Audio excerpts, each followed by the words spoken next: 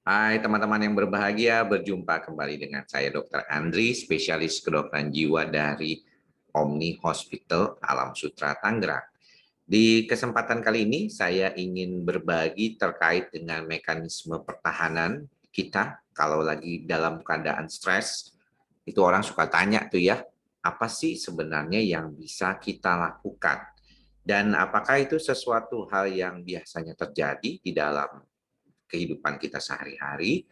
Dalam kesempatan kali ini saya ingin menjelaskan sedikit tentang mekanisme adaptasi yang biasanya dialami atau dilakukan baik secara sadar maupun tidak sadar oleh seseorang yang mengalami kondisi stres. Dengan mengenali ini, sebenarnya tujuan kita adalah kemampuan kita nanti untuk mengolah perasaan dan pikiran kita. Dan kalau kita melihat ternyata ada yang tidak terlalu pas. Artinya mekanisme pertahanan kita seringkali perlu diperbaiki agar kita mampu mengatasi dan mengendalikan kondisi kita ini. Nah, ada beberapa hal mungkin yang teman-teman bisa lihat di dalam gambar ini ya, kalau teman-teman lihat bahwa istilahnya adalah mekanisme defense atau mekanisme pertahanan ya. Yang paling sering ketika kita stres, kita itu cenderungnya untuk melakukan suatu displacement atau pengalihan dari stres kita. Kita di dalam kantor misalnya diomelin sama bos kita misalnya. Karena kita nggak berani melakukan tindakan terhadap bos kita, makanya kita jadinya akhirnya marah-marahnya sama anak dan istri kita di rumah.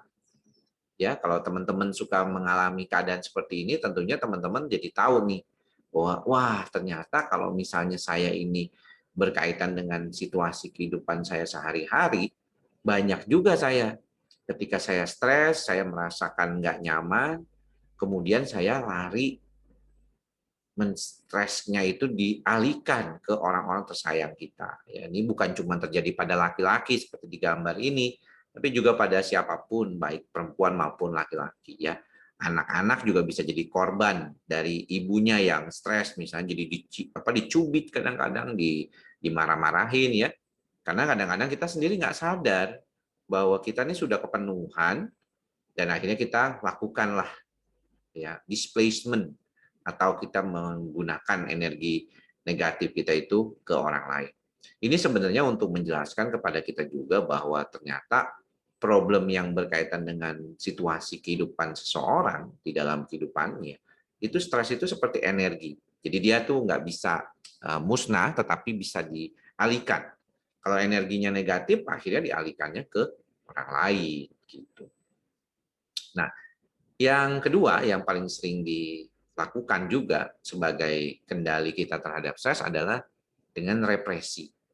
Nah, represi ini adalah si orang tersebut yang mengalami stres biasanya akan menekan perasaan dan pikiran negatifnya itu sampai si orang tersebut mengalami suatu yang namanya perasaan tidak enak. Nah, pada dasarnya ketika orang itu mengalami suatu perasaan yang tidak nyaman, dia akhirnya mengalami suatu bentuk-bentuk yang kita sebut kesulitan dalam beradaptasi. Bisa jadi murung, bisa jadi marah-marah sendiri, bisa jadi malah sedih sendiri. Ini yang penting juga dilakukan. Sebentar ya, nanti kita lanjut lagi, oke?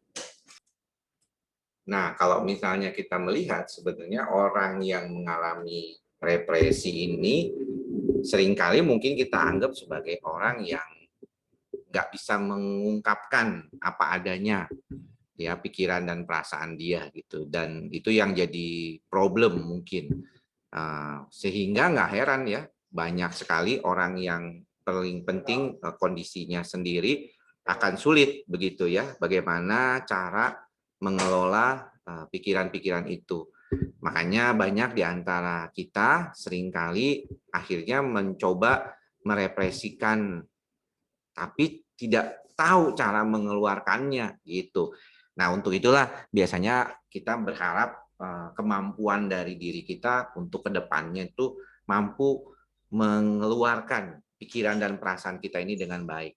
Nah, Tentunya kalau misalnya buat sebagian orang, cara-cara seperti ini penting juga dilakukan ya, terutama bagaimana mempunyai cara untuk melepas. Ada yang dengan ngobrol, ventilasi ke orang lain, atau ada juga yang biasanya ketemu dengan psikolog atau psikiater, atau juga kalau memang sangat ditahan, teknik hipnoterapi bisa membantu ya.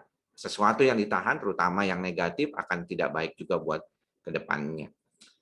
Nah, yang lainnya yang bagus itu adalah sublimasi. Sublimasi itu misalnya dia ada energi yang nggak tersalurkan, kesel, dan dia melakukan sesuatu cara untuk melakukan suatu proses, misalnya latihan tinju, olahraga, mengubah negatif di otaknya itu menjadi sesuatu yang lebih positif. Ini penting sekali buat dilakukan oleh teman-teman. Saya berharap bahwa kita semua tuh punya cara untuk mengelola pikiran dan perasaan kita menjadi jauh lebih baik lagi. Dan ini yang penting diharapkan. Karena inilah yang cukup dewasa ya, daripada misalnya regresi nih. Regresi itu kenapa? Karena kita jadinya tuh nangis, kita kesel, kita marah-marah gitu ya. Itu sebenarnya regresi itu ya. Jadi orang yang suka berasanya marah-marah ketika dia menghadapi sesuatu yang sulit di dalam kehidupannya, sebenarnya dia mengalami suatu regresi. Ya, dia jadinya ngambek gitu ya. Bahkan tantrum seperti kayak anak-anak masih kecil ya. Ini juga seringkali kita temukan juga, bukan cuma pada orang kecil ya, tetapi juga orang dewasa.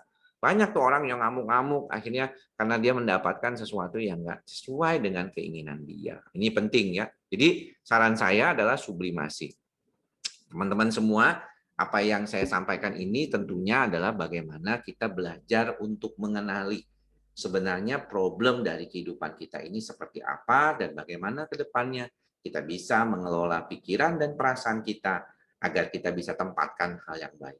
Mengenali mekanisme defense atau mekanisme pertahanan kita itu akan membantu kita mengenali diri kita. Oh, ternyata saya ini masih dalam tipikal yang suka menekan atau membawa ke dalam perasaan negatif itu.